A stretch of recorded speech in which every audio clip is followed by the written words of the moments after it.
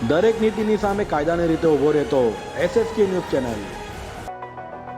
આજે પાલપાટિયા સ્થિત અન્નપૂર્ણા ધામ મંદિર પરિસરમાં ત્રણેય મંદિરનો પાટોત્સવ યોજાયો હતો, જેમાં ભક્તો ઉમટી પડ્યા હતા। સુરત શહેરના પાલપાટિયા ખાતે આવેલા અન્નપૂર્ણા ધામમાં આવેલા ત્રણ મંદિરો અન્નપૂર્ણા માતાજી મંદિર, ભગવાન શ્રી સિદ્ધિવિનાયક ગણપતિ મંદિર અને એકલિંગ મહાદેવ મંદિરનો પાટોત્સવ આવતીકાલ સોમવાર તારીખ 18મી ડિસેમ્બરના રોજ ઉજવાશે।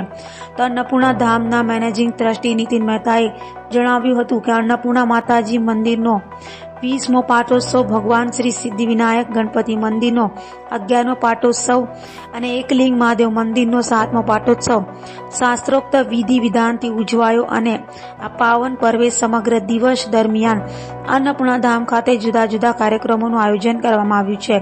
17મી ડિસેમ્બરથી ત્રિદિવસીય પાટોત્સવનો આરંભ થઈ ચૂક્યો છે।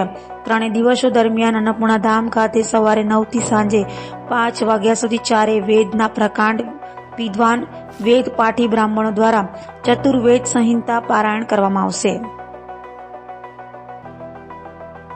हाँ, आपनो परिचय। मारू नाम श्री अंबिका प्रसाद अग्निहोत्री।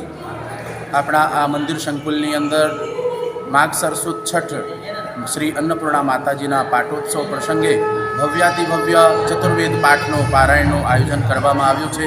વેદોમાં કહ્યું છે કે જે જગ્યા વેદધ્વનિ થાય છે તે જગ્યા કીર્તિવાન, ઉર્જાવાન અને એ જગ્યાનું પ્રકાશમય અને ઉજ્જવલ થાય છે। તે માટે અને આ જગ્યાને પવિત્ર કરવા માટે અને અતિ પવિત્ર કરવા માટે અને વેદધ્વનિ આપણા જે સનાતન ધર્મ છે, સનાતન ધર્મમાં વેદોને વૃક્ષ કહ્યું છે અને જે વૃક્ષ મજબૂત હોય તો આપણા દરેક ફળો અને શાખાઓ મજબૂત થાય છે। તે માટે આ વેદોની અહીંયા વેદધ્વનિ થઈ રહી છે।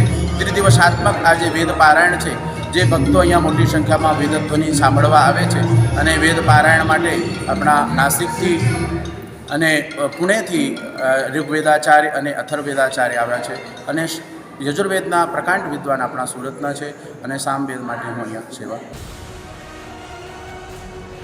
દરેક નીતિની સામે કાયદાની રીતે ઊભો રહેતો SSK ન્યૂઝ ચેનલ।